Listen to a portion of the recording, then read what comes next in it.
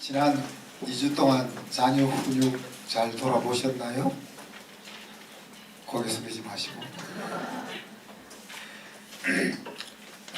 이렇게 키우면 우리 아이들이 고람대어로 살 것 같은가 반드시 짚어보라 했습니다. 그죠? 그리고 지금 모습에서 고람대어로 사는 싹이 보이는 거 아니고도 살펴보라 했습니다. 아니면 빨리 수정이 들어가야 되니까. 그리고 나는 우리 아이들에게 고람대어를 얼마나 어떻게 보여주고 있는가 이거 점검해야 될 부분을 했습니다. 그리고 이미 우리 아이들이 다 커버렸으면 이제 울 수밖에 없다. 울 수밖에 없는 사람 몇 명 없죠. 아직 아이들이 어려서 우는 것도 괜찮습니다. 우리 인생을 평가할 때 빠뜨릴 수 없는 것이 자녀들을 어떻게 키웠느냐 하는 거죠. 그럼에도 불구하고 훌륭한 신앙의 사람들조차도 자녀 양육을 잘 못했더라 하는 것을 우리가 살펴보았습니다. 그래서 어찌 보면 이 말씀을 준비하면서 이런 생각을 했습니다. 자녀가 하나님을 경외하는 사람으로 서는 것은 자기들의 몫이 아니겠냐. 그리고 우리의 몫은 우리에게 맡겨진 이 자녀들이 하나님을 경외하는 삶을 살 수 있도록 애쓰고 수고하고 가르치는 것이 우리의 몫이고, 걔들이 그것을 받아서 그렇게 가느냐 못 가느냐는 걔들의 몫이다, 이렇게 생각을 합니다.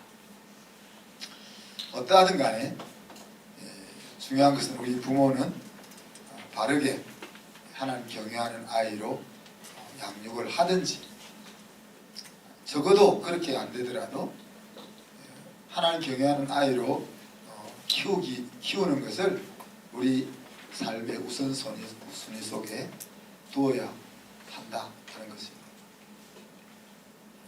이때 우리가 기억해야 될 것은 하나님이 우리 아이들을 어떤 존재로 우리에게 주셨는가 하는 것이라 했습니다.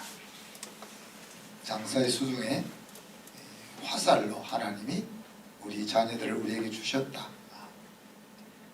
그리고 그 자녀들은 하나님이 우리에게 주신 특별한 상이고 또 선물이다. 짐처럼 보이더라도 그건 짐이 아니라고 생각해요. 짐처럼 보이겠지만 짐이 아니고 상이고 선물이다. 선물이 뭐 이런 거 이렇게 생각하지 말고. 그리고 당신의 자녀를 하나님 우리에게 맡겨주셨다. 우리는 우리 자녀라고 생각하지만은 하나님의 자녀를 하나님이 우리에게 몇십 년 동안만 맡겨주셨다. 그런데 그 맡겨주신 우리의 자녀들이 참새가 아니라 독수리다 하는 걸 기억해야 된다고 했습니다.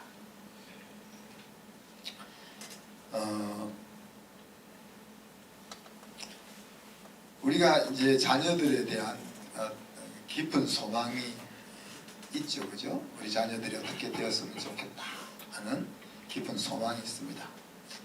그 깊은 소망이 하나님의 생각에서부터 나왔으면 좋겠습니다. 그냥 우리 인간적인 바램의 차원에 머무는 것이 아니라 하나님의 마음에서부터 우리 아이들에 대한 깊은 소망이 나왔으면 좋겠고, 또 그 소망이 솔로몬처럼 즉 시기가 너무 늦어버리지 않은 때에 나올 수 있어요. 적절한 시기에 우리 아이들이 우리의 품을 떠나기 전에 그때 그 깊은 소망이 우리 속에 나왔으면 좋겠고, 훈육 못 시킨 불행이 우리 자녀들에게 미치지 않게 했으면 좋겠다 하는 것이 우리 자녀를 하나님 경외하는 자리로 어떻게 이끌까 하는 말씀을 마무리하는 겁니다. 사랑해서 초달하지 못하는 어리석음이 우리에게 있어서는 안 될 것입니다. 우리 자녀가 하나님 경외하기를 배우게 하는 것이 자녀를 양육하는 데 있어서 하나님을 경외하는 우리가 해야 될 행동이다 하는 것을 기억하시기 바랍니다. 오늘 부 말씀은 여러분에게는 해당 안 될지 모르겠는데 저에게 해당되는 것 같아요. 부모 공경에 대한 이야기입니다. 이 나이가 되어서야 부모 공경이 어떻게 되고 있는지 하는 것들을 비로소 돌아봅니다. 여러분은 우리 장로님 부부 말고 다 저보다 어리니까 이 나이가 되어가지고 돌아보지 말고 오늘 말씀을 통해서 돌아볼 수 있기를 바랍니다. 제가 나름 이제 부모를 잘 공경하면서 살아왔다고 생각했거든요. 또 주변 사람들도 그렇게 생각을 하고 있고, 그런데 이 하나님 경외하기를 우리 하나하나 짚어가면서 생각해 보니까 너무 내가 부모 공경, 부모를 대하는 데 있어서 하나님 경외하는 부분이 부실했다 하는 결론이 나오는 거예요. 부모를 공경한다는 주제는 너무나 당연한 말씀이죠. 나를 이 세상에 존재하게 한 분이기 때문에. 물론 개중에는 왜 나를 저 부모 밑에 태어나게 했나 이런 생각을 가지는 사람이 간혹 있겠지만, 그죠? 그런데 이 부모 공경 이런 주제가 나오게 되면 대부분의 이제 신앙인들이 도덕으로 나아가는 경향이 있습니다. 효라는 거죠. 효. 효는 좋은 덕목입니다. 그죠? 그렇지만 성경은 도덕적 사람을 말하려고 하지 않습니다. 영적 사람이기 때문에 도덕적 삶을 살아가는 사람이기를 원하는 거지, 도덕적 삶을 성경이 가르치려고 하는 것은 아니죠. 효 개념에서 부모는 섬겨야 될 하늘입니다. 그죠? 그리고 영원한 권위자입니다. 그렇지만 성경은 부모가 나를 있게 한 하늘이지만 그 하늘 위에 또 더 큰 하늘인 하나님이 있다라는 것을 상기시키게 합니다. 그리고 영원한 권위자이지만 성경은 부모를 떠나 부모가 되게 하는 구조 속에서 부모 공경을 말하고 있습니다. 그래서 이 효와 부모 공경이라는 것은 뚜렷이 어떻게 다르다 이렇게 말하기가 참 힘들지만 마치 우리가 종교와 신앙과 비슷한 구조가 아니겠냐 생각합니다. 겉으로 볼 때 종교 생활을 하는 거나 신앙 생활을 하는 것이나 다를 바가 없습니다. 그러나 정확하게 들어가 보면 천지 차이가 나는 거죠. 그죠? 종교 생활은 우리의 인생에 하나도 힘이 되지 않고 하나님 앞에 하나도 인정이 되지 않는 것들이지만 신앙생활은 아무리 작은 것이라도 하나님으로부터 상급이 기다리고 있는 것이고 하늘의 보상이 기다리고 있는 것입니다. 이와 같은 구조와 효와 부모 공경이 비슷하다고 보여지는 겁니다. 부모를 공경한다는 것은 어떤 의미를 가질까? 히브리 말로는 카베트라고 그런다고 그러는데 그 속에는 여러 가지 의미가 담겨 있습니다. 그 말은 부모 공경이라는 말을 한마디로 딱 번역할 단어가 없다는 얘기죠. 그건 히브리 말로 카벳이라고 되는데 우리가 마치 샬롬이라면은 영어로는 피스라고 번역하지만은 피스라고 번역해버리면 벌써 샬롬의 의미가 확 퇴색돼 버리거든요. 그런 것처럼 카베드라고 말하는 것을 한국말로 공경이다 이렇게 해버리면은 그 의미가 확 사라진다는 이야기예요. 그 카베드라는 말은 존경한다, 영광을 돌린다, 또 깔보지 않는다, 무겁다, 존귀하다 이런 의미를 가지고 있는 이것들을 포괄적으로 담고 있는 것이 부모 공경이라는 이야기입니다. 그래서 그것을 종합해서 제가 정의를 사전에는 이런 정의가 안 나오지만 이런 의미를 종합해서 부모 공경을 정의해보자면 이렇게 정의할 수 있을 것 같아요. 부모를 존귀한 분으로 여기고 가볍게 여기지 않고 부모가 영광스럽게 되도록 하는 마음의 태도와 행동, 그것이 이제 부모 공경이다 그렇게 보면 될 것 같아요. 자, 오늘 말씀은 내 아버지와 어머니를 공경하라. 이것은 약속이 있는 첫 계명이니 이로써 내가 잘되고 땅에서 장수하리라 그랬습니다. 자, 이 말씀은 하나님께서 하나님의 자녀들이 살아가야 될 기본 삶의 방식인 10가지 계명을 주실 때 유일하게 상을 걸으신 것인 계명입니다. 그 상은 지금 언급한 것처럼 이 땅에서 번영하고 또 이 땅에서 건강하게 장수하는 것입니다. 자, 이거 우리 보통 사람들이 다 바라는 거잖아요. 좀 뜻이 있는 사람은 의미 있는 삶, 가치 있는 삶, 흔적을 남기고 가는 삶, 하나님 앞에 영광이 되는 삶, 여러 가지를 이야기하겠지만 보통 사람들이 믿는 사람이나 믿지 않는 사람이나 번영하면서 건강하게 오래 사는 것, 이것이 사람들이 가지고 있는 소망 아니겠어요, 그죠?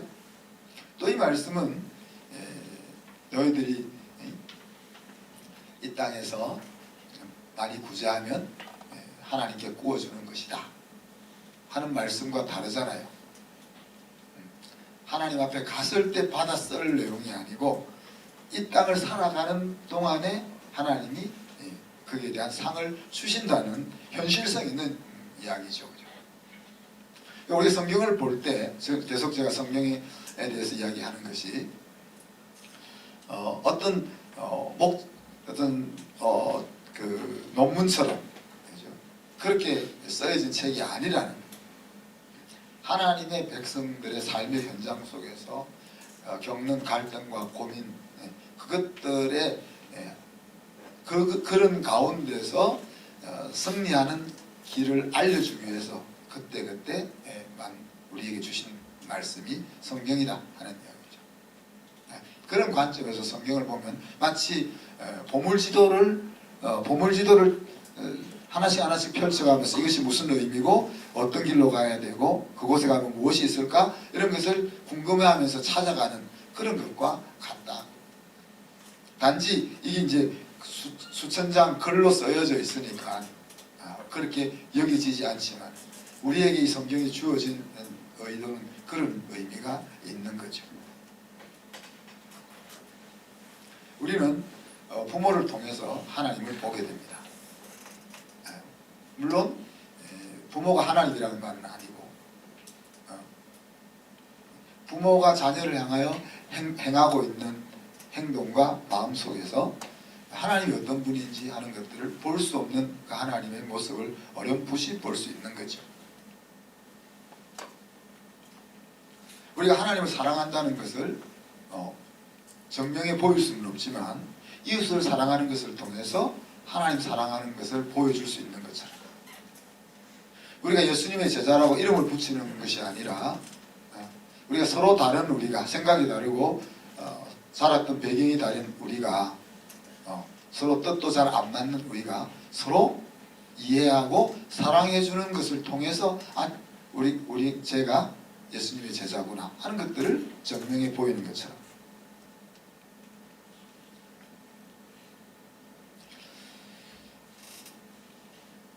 그래서 이 부모를 공경한다는 것은 바로 하나님을 공경하는 것으로 이어지는 것이고 하나님을 경외하는 것이 되는 것입니다. 그래서 저와 여러분이 우리의 자녀로 하여금 부모를 공경하게 하는 것이 우리 자녀를 바르게 사랑하는 길이다.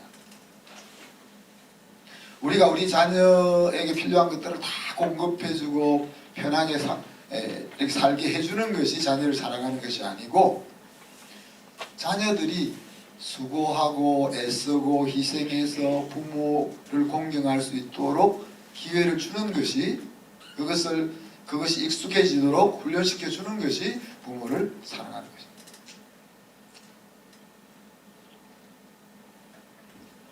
제가 우리 아이들이 대학을 졸업하고 집으로 돌아오면 제일 먼저 주는 것이 뭐겠어요? 사랑한다 이렇게 안아주지 않고 4년 동안 가계부를 딱 주는, 너한테 어떻게 돈이 들어가서 네가 이 공부를 마쳤다, 그걸 주는 거예요. 그리고 2년 동안 매달 100만 원씩 아빠한테 갚아라, 그렇게 그리고 저는 공개적으로 이야기하거든요.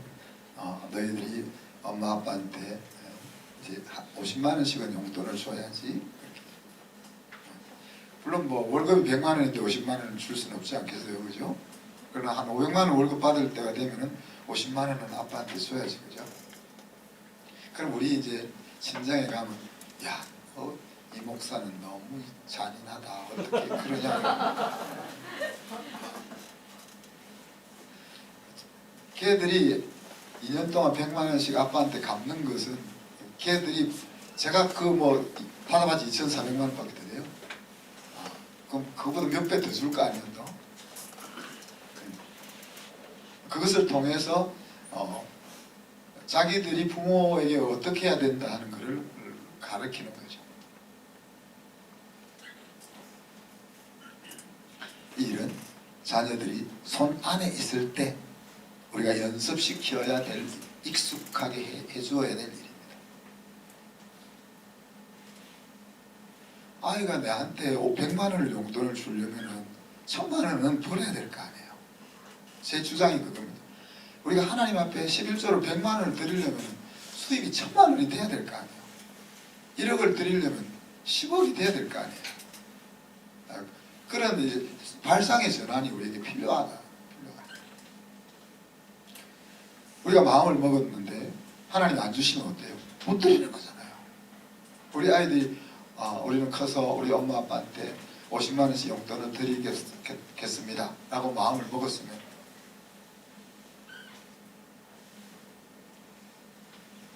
근데 걔들이 뭐 찌질해가지고 월급을 100만 원밖에 못 받으면 10만 원밖에 더 주겠어요, 자기 엄마한테.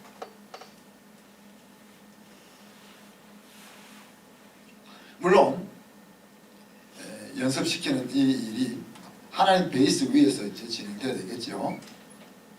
여기서 우리 손 안에 있다는 의미는 아직 스스로 모든 것을 감당하기 부족한 때, 부족한 시기를 말합니다. 이때는 부모의 훈육이 씨가 먹혀 들어갈 여지가 있는 때입니다. 자녀에게 힘이 생기는 것과 반비례하는 것이 있는데 그것이 훈육입니다. 훈육의 여지와 자녀에게 생기는 힘은 반비례합니다. 자녀에게 힘이 많이 생길수록 훈육의 여지는 점점 줄어 들어갑니다. 신앙의 자리에 자녀들이 있지 않다면 그것은 더욱더 그럴 것입니다. 저와 여러분이 부모를 공경하기 어려운 것도 바로 이 시점입니다. 앞에서 말씀드린 것처럼 우리가 부모를 공경하는 것은 너무나 당연한 일이죠. 나의 뿌리이기도 하고 나를 가장 사랑하고 아껴주시는 분이기도 하고 또 하나님의 또 상이 붙어있는 약속이 있는 그런 명령이기도 하니까요. 그런데 왜 우리에게 힘이 생기는 이 시점이 되면 부모를 공경하는 것이 어려워지느냐?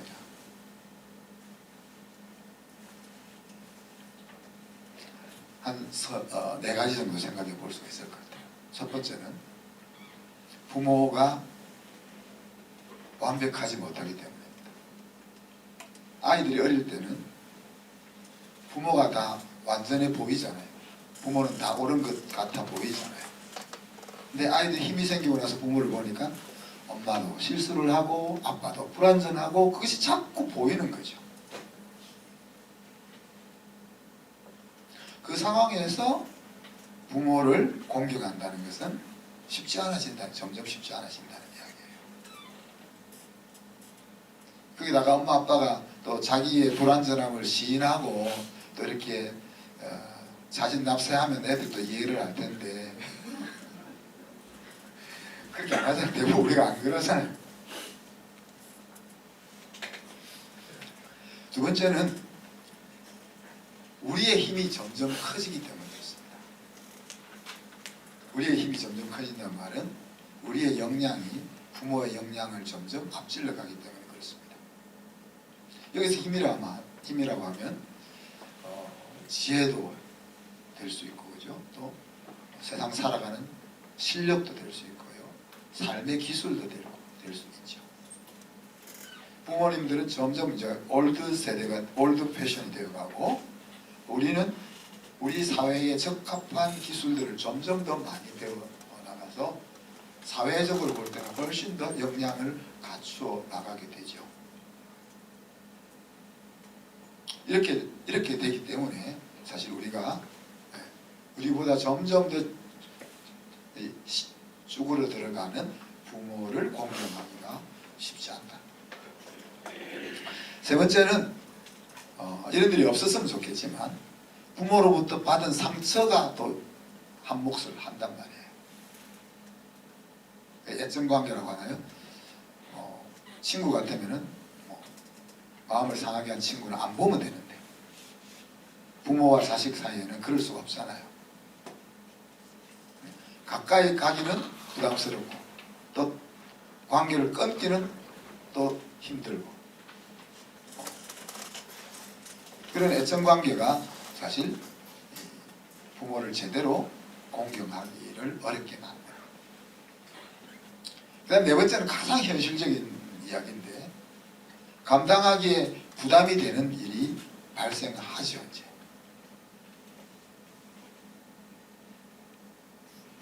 우리가 나이가 먹어서 사회 중심으로 점점 들어가면 그 말은 무슨 말입니까? 우리의 부모는 점점 사회 중심에서 멀어질 시기가 됐다는 이야기입니다. 그래서 때로는 재정의 부담을 우리가 해야 되기도 하고 또 몸이 건강하지 못하면은 그 건강하지 못한 부모님을 어떤 모양으로든지 케어해야 되는 상황이 또 주어지죠. 그러려면 또 시간을 또 내야 됩니다. 근데 우리가 여유가 있으면 그죠? 우리가 여유가 있으면 그런 것들을 감당할 수 있겠지만 우리도 살아가기가 버겁잖아요. 우리에게 주어진 새끼 키우기도 버겁잖아요. 나 하나 세상에서 처지지 않고 살아가기도 버겁잖아요. 그런데 시간이 지나면 지날수록 부모에 대해서 감당해야 될 부분이 점점 더 늘어났으면 늘어났지 줄어들지는 않는 거죠. 이런 이유 때문에 사실 우리가 너무 쉽게 할 수 있는 이 부모 공경이라는 것이 잘 안 된다. 근데 보통은 우리가 부모 공경을 나름 잘 하고 있다고 생각합니다. 왜냐하면 이제 여기 앉아 계신 여러분들은 다 대부분 착한 사람들이잖아요. 착한 사람들이니까 특별하게 불효하는 삶을 안 살 거예요. 그러니 막연하게 나는 부모를 공경하고 있다라는 생각을 가질 겁니다. 그러나 우리의 생각과 행동들을 하나하나 짚어보면 정말 우리가 제대로 부모를 경외하고 있는가 공경하고 있는가 하는 것들에 퀘션 마크가 온다 하는 이야기입니다.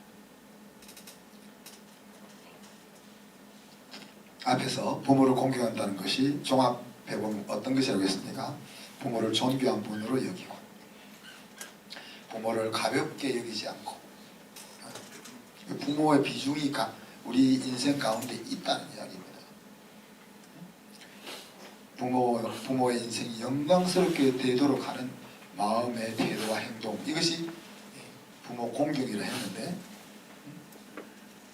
우리가 하나님이 기뻐하는 삶을 살기 위해서는 성경을 읽으면서 하나님이 우리에게 어떻게 해라고 하는 명령들을 하나하나 다 찾아서 벽에 쫙 붙여놓고 그다음 뭐 할 때마다 그곳에 맞춰서 이렇게 되는 그렇게 하는 것이 아니잖아요, 그죠? 우리에게 주어진 상황 속에서 어떤 것이 하나님이 기뻐하는 뜻인지를 물으면서 한 걸음 걸어가면은 그것이 하나님이 기뻐하는 인생길을 걸어가는 것이 될 것입니다. 마찬가지로 우리가 부모를 대함에 있어서 이 세 가지를 정말 부모가 내 인생 가운데 내 마음 가운데 존귀한 자리를 차지하고 있는지 내가 부모를 가볍게 여기고 가볍게 대하고 있지 않는지 그리고 정말 부모가 영광스러운 자리가 될 수 있도록 내 인생이 계속 가고 있는지 이것들을 물으면서 살아야 된다 하는 이야기죠.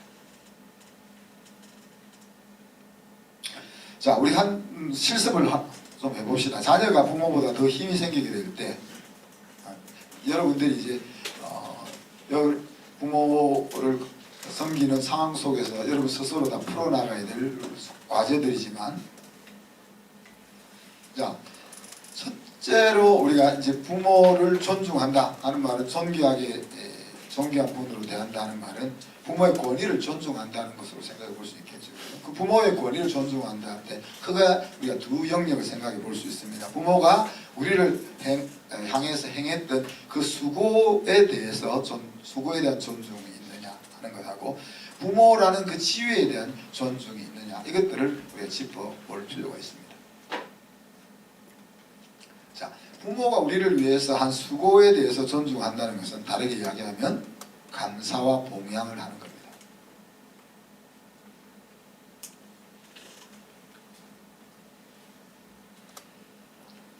우리 딸이 아기를 키우는 거 보니까 자기가 아주 힘들어 죽을 지경인데도 애가 울면은 애가 소리 지르면은 그냥 달려가서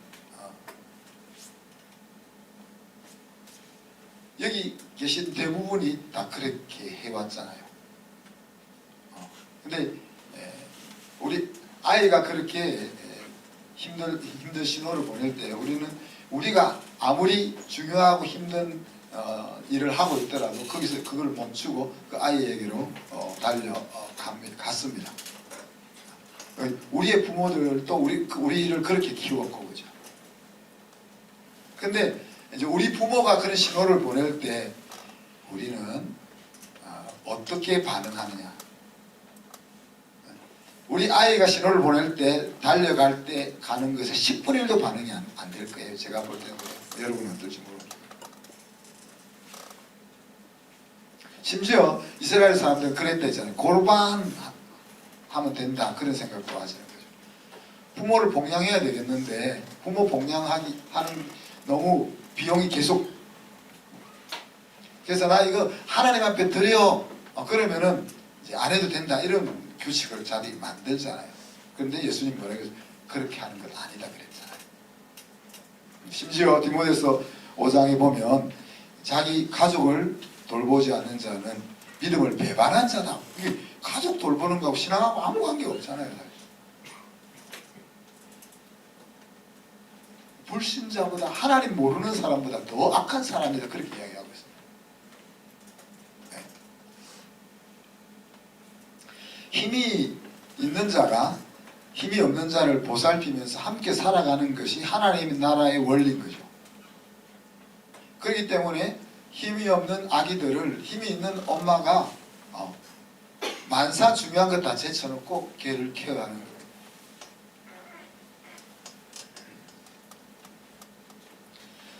오늘날 사회가 복지를 통해서 이것을 감당하게 하려고 하는 구조를 계속 만들어 나가는 건데, 이것은 바람직한 길이 아니고 고육지책이라는 겁니다.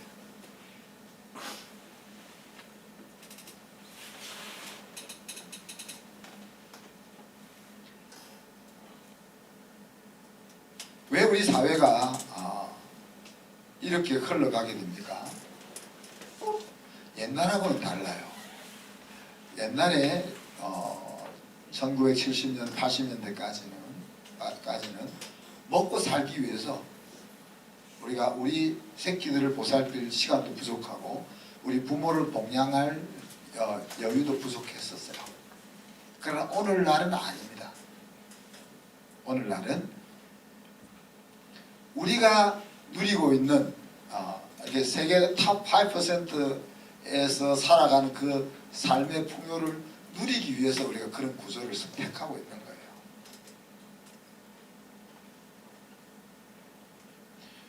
여러분, 이제 제가 계속 기도하는 게, 신랑이, 여러분 아내들은 그렇게 기도하잖아요. 우리 신랑이 돈을 많이 벌어서 나는 반나절만 일할 수 있도록, 나머지는 가정을 보살피는 거죠. 반나절 일해야 되는 이유는 하나님이 나에게 준 재주를 세상에 섬기면서 펼쳐나가라고 나가기 위해서 꼭 돈을 위해서가 아니라 하나님이 나에게 준 그 재주와 역량들을 사회에 펼쳐나가면서 내 역할을 감당하라는 취지인 거죠.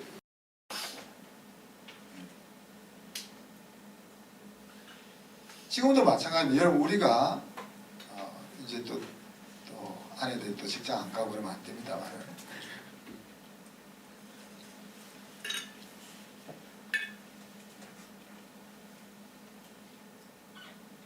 아내를 직장으로 안 보내고 우리의 삶의 규모를 한 70%, 60%확 줄이면 됩니다. 근데 왜 그거 못하죠? 왜? 지금까지 해왔던 그것이 있기 때문에 처음부터 안 했어야 되는데 옆에서 다 하니까 우리도 그렇게 같이 휩쓸려 왔던 그것이 있기 때문에 지금 우리가 그렇게 할 수는 없죠. 그럼 구조적으로 거꾸로 가야 됩니다. 올해 우리의 재정을 100% 하면 90% 1년에 5%씩 줄이든지 5%씩 줄이면은 아내가 일하지 않을 구조를 만들 수 있는 한 6년에서 8년 지나면은 만들어질 수 있다는 이야기입니다. 그래서 아내는 남편을 신나게 지켜주는데 박수를 잘한다. 당신 때문에 우리 먹고 산다. 신나서 남편이 죽을 듯 살도 일할 수 있게.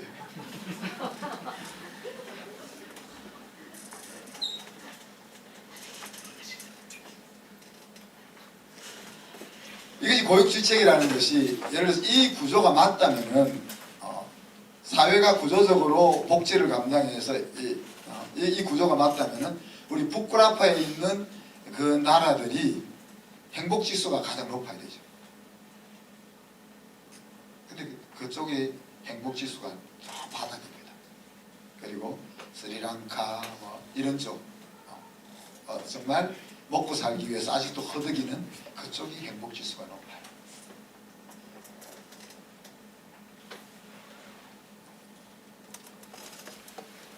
자, 그 권리를 존중하는 두 번째 영역이 뭐냐면 지위에 있어서 그러죠.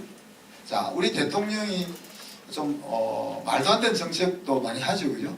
윤 대통령만 그런 것이 아니고 그 앞에 대통령도 그렇고 그 앞에 대통령도 그렇고 우리의 마음에 들지 않는 정책도 많이 하고 실수도 많이 하잖아요. 그래서 우리 대통령이 행하는 정책이나 결정에 우리가 동의하지 않을 수 있습니다. 우리보다 못한 짓 하는 것이 많으니까. 그러나 그럼에도 불구하고 우리가 국가 지도자로서의 지위를 존중해 줘야 된다고 생각합니다. 우리가 함부로 대통령 욕하고 그러면 안 된다는 거죠. 마음에 안 든다고는 이야기할 수 있지만 인격을 모독하는 것은 우리 얼굴에 침 뱉는 거다 하는 이야기죠. 그런 이야기입니다. 그러니까 우리 부모가 조금 전에 이야기했지만 우리의 역량이 커져가는 만큼 우리의 부모의 역량은 줄어들게 되어 있는 거 아닙니까? 그죠? 부모의 능력이 쇠하고 또 사회가 점점 달라지기 때문에 부모의 생각이 사회에 미치지 못하는 일이 일어나고 또 어떤 경우는 부모가 정말 부모 노릇 못해가지고 존중받지 받을 위치에서 벗어나기도 하잖아요. 그렇지만 부모는 여전히 하나님이 세우신 권위인 것은 변함이 없는 거예요.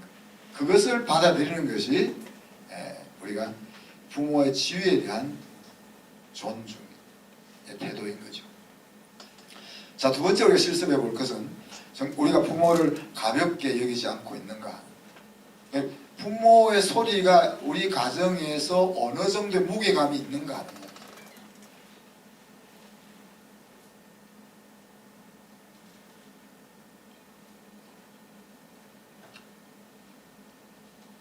아버지가 재정적으로 유산을 많이 물려줄 수 있고 우리 자녀들의 학비를 지원해 줄 수 있고 이러면은 우리 부모의 말의 무게가 확실하게 있죠.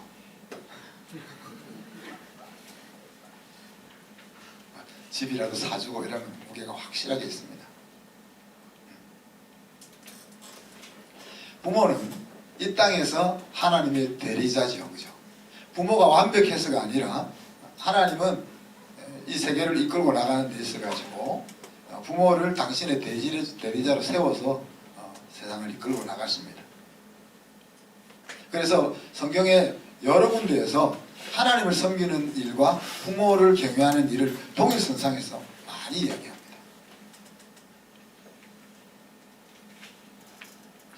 부모를 가볍게 여기지 않는다는 말은 뭐 부모를 무시하지 않고 어른으로 대접하는 겁니다. 그죠?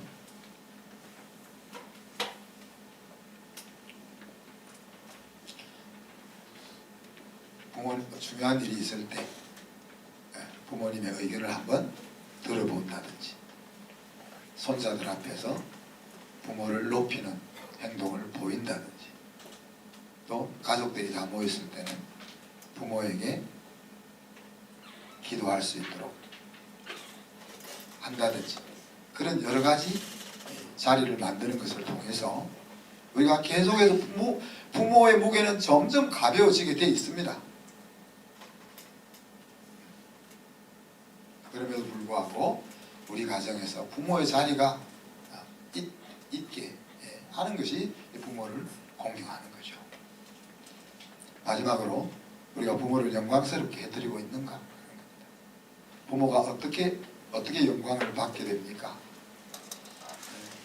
골로새 3장 20절에 보면 우리가 부모를 순종할 때 부모의 마음속에 기쁨이 돌아간다.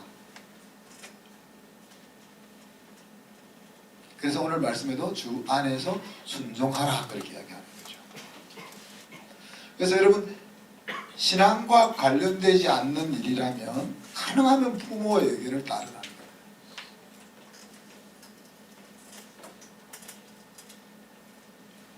신앙과 관련된 일 아니라면. 근데 여러분 거꾸로 신앙과 관련된 것은 부모 말 듣고 세상 일에 관한 것은 부모 의견, 부모 생각이 짧다고 안 따르고 그러지 말라는 거예요. 신앙과 관련되지 않은 일들은 손해봐도 그게 큰 손해가 아닙니다. 사실. 부모의 마음을 힘들게 할 이유가 없는 거죠. 그럼 부모가 여러분 말 듣습니까? 절대 안 듣습니다. 한두 번 고민해보고 부모님의 생각을 굽히지 않으면 그냥 부모님 하자는 걸 하는 것이 좋은 겁니다.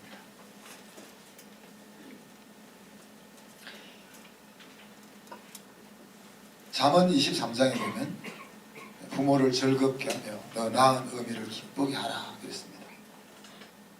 부모에게 그 뿌듯한 기쁨과 보람을 얻게 하라는 이야기입니다.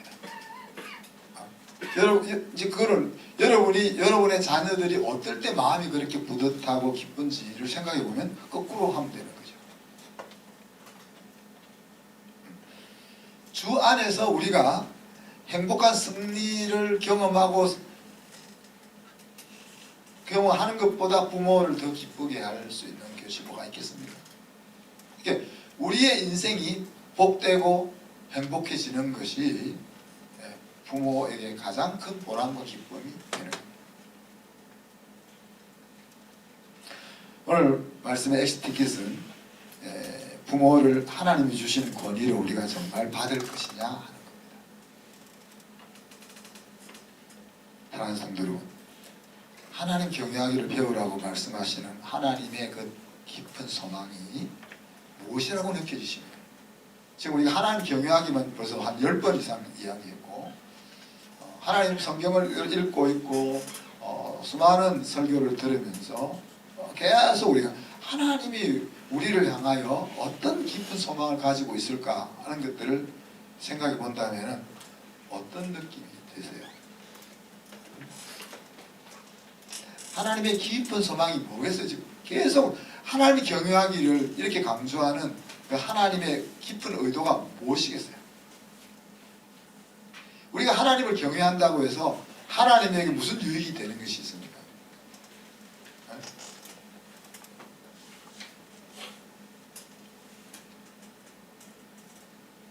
저와 여러분의 풍성한 삶이 하나님의 깊은 소망이란 말이에요. 이 말씀 계속해서 우리에게 강조하고 반복하고 하는 그 하나님의 깊은 의도는 너희들의 인생이 행복하고 승리했으면 좋겠다, 그것 아닙니까? 요한복음 10장 10절에서도 예수님이 오신 목적을 말씀하시면서 뭐라고 합니까? 내가 온 것은 양으로 생명을 얻게 하고 그 생명이 더 풍성히 얻게 하려 합니다. 그렇습니다. 하나님의 자녀의 자리로 들어왔으면 그것은 끝나는 것이 아니고 하나님께서 우리를 위해서 준비해 놓은 이것들을 누리면서 풍성한 삶을, 풍요로운 삶을 사는 것을 보는 것이 하나님의 깊은 소망이다. 그래서 성경을 아까 제가 설교 서두에 이야기한 것처럼 그냥 경전이라고 생각하지 말고 우리의 인생의 행복과 승리를 바라는 아버지의 깊은 소망이면서 팁이라고 생각하고 이것을 접근을 해야 된다는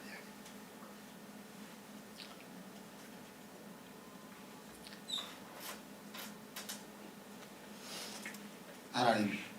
하나님 관점에서 우리 부모를 공경한다는 데는 여러 가지 어려움이 있다 그랬습니다. 앞에서 이야기한 것처럼 우리 부모님들이 여전히 불완전한 실수가 많기 때문에, 또 우리의 힘은 점점, 우리의 역량은 점점 커져가고 우리 부모의 역량은 점점 줄어가기 때문에, 또 적게는 우리 나름 우리의 마음속에 부모로부터 받은 상처들이 있기 때문에, 그리고 나이가 더 시간이 지날수록 부모로 인해서 우리에게 지어지는 무게에는 짐이 점점점 늘어나기 때문에, 그런 상황 속에서 우리가 부모를 정말 제대로 공경한다는 것은 쉬운 일이 아닙니다. 어떻게 보면 불가능한 일이라고 할 수 있겠죠. 그러나 이 불가능한 쉬운 일이 아닌 이것을 가능하게 하는 것이 바로 우리 속에 있는 성령 하나님의 능력이 아니겠어요? 그래서 저와 여러분이 정말 하나님이 주시는 그 능력으로 제대로 된 부모 공경의 발걸음을 내디디는 한 주가 되었으면 좋겠습니다. 이미 우리 장로님은 이제 부모님 벌써 안 계시잖아요, 그죠? 저도 곧 고아가 될 겁니다. 이렇게 다시 이제 되짚어볼 부모가 없을 경우 부모를 공경하는 길은 무엇입니까? 부모님이 보실 때 우리가 가장 행복하고 멋있는 인생으로 살아가는 그것이 부모를 경외하는, 공경하는 중요한 자리라고 말할 수 있겠죠. 그와 같은 출발이 되는 한 주가 되기를 주님의 이름으로 축복합니다. 이 시간 말씀 생각하면서 기도합시다. 우리가 나름 부모를 사랑하고 존중하면서 살고 있지만, 그러나 정말 하나님이 경외한다는 입장에서 다시 한번 우리의 삶을 되짚어보게 하시고, 부모를 공경하라고 하신 것은 우리가 이 땅에서 잘되고 번성한 장수하는 삶을 살게 하기 위함이라 하는 것을 기억하면서 우리의 인생이 정말 멋있는 인생으로 발견되어질 수 있도록 같이 한번 1분 동안 기도합니다.